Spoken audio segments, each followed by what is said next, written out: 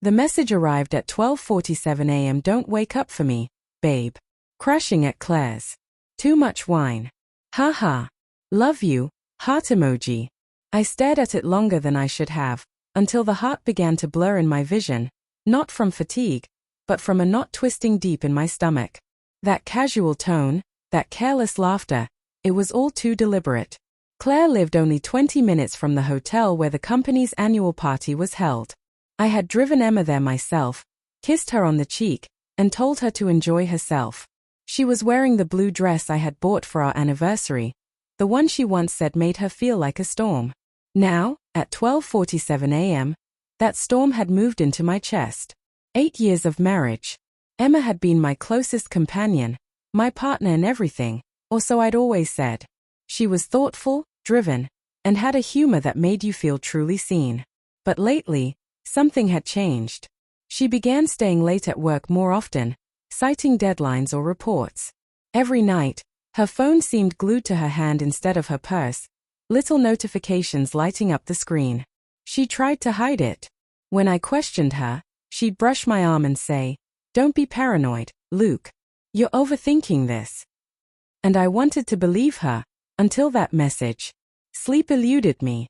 By 1:20 a.m., I was sitting in the dark, phone in hand, checking her last location on Find My Phone.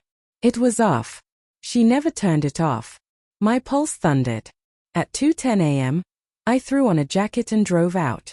I told myself I was imagining things, that I trusted her, that marriages crumble only when trust disappears first. Saying it aloud felt hollow, a lie heavier than the truth gnawing at me. The hotel lot was nearly empty, only a few cars scattered, lights flickering in the lobby. The company banner still hung near the entrance. Well, finance building futures. I parked across the street and waited. At 2:43 a.m., the side door opened. Laughter spilled into the night. 2 men and a woman. Emma. She wasn't drunk or stumbling.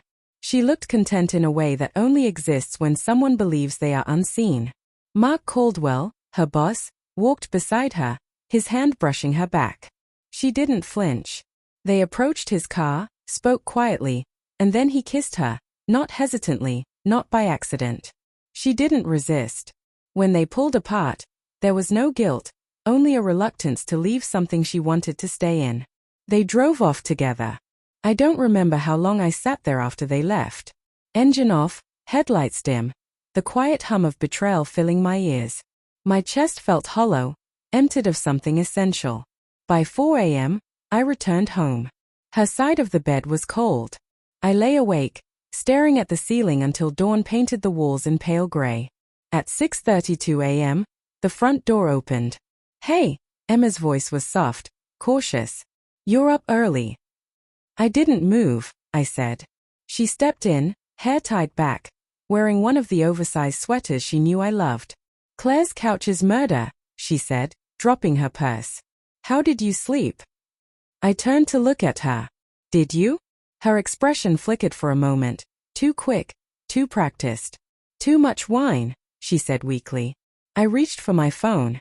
"You turned off your location," I said. "You never do that." She froze. "You tracked me," she whispered. "Don't," I said quietly. "Don't turn this on me." She stepped back. "Luke, it's not what you think." "Then tell me what it is," I said. Her hands trembled. "It's complicated." "No, it's simple," I said. "You lied." Tears welled in her eyes, and I couldn't tell if they were genuine or just part of the performance she had perfected over the years. "I didn't plan it," she whispered. "It just happened.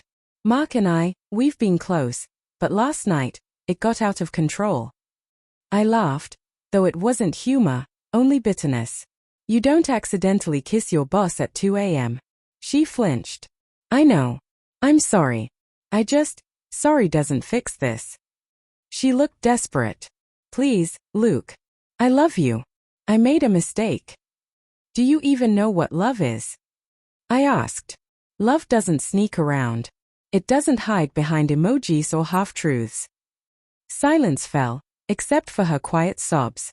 Then something in me shifted, anger cooling into something sharper.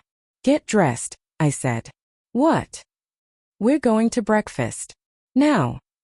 At the cafe, her favorite one, she stared at the cup in her hands, unable to meet my eyes. Why are we here? She whispered. Because I want you to remember this, I said. Every word, every look, every second. Her eyes searched mine. Luke, I leaned closer. You're going to tell me everything. No edited version. No comforting lies. She cried as she spoke. How it began with harmless jokes, late nights, drinks after work. How he made her feel noticed again. How she convinced herself it wasn't an affair, until last night. Every confession cut deeper than the last. When she finished, I nodded. Okay, I said quietly. Now it's my turn. By the time we left, she thought the worst was behind her. She didn't know I had already contacted Claire that morning. Claire confirmed Emma hadn't been over in weeks and shared screenshots of messages proving another lie. Before breakfast ended, I had emailed every text, photo, and lie to Emma's work account, to HR, and even to Mark Caldwell's wife. Not revenge, exactly, but exposure. When her phone buzzed at 9:17 a.m., her face went pale.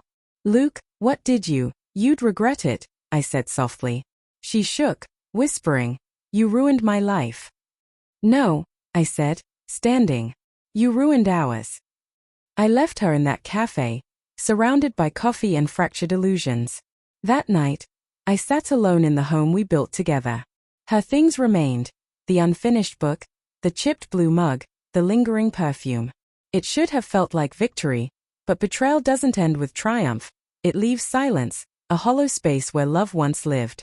I opened my phone, scrolling to our wedding photo, her smile wide, my hand on her waist.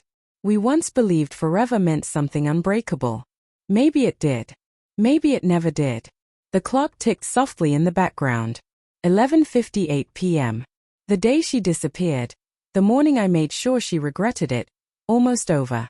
The ache remained.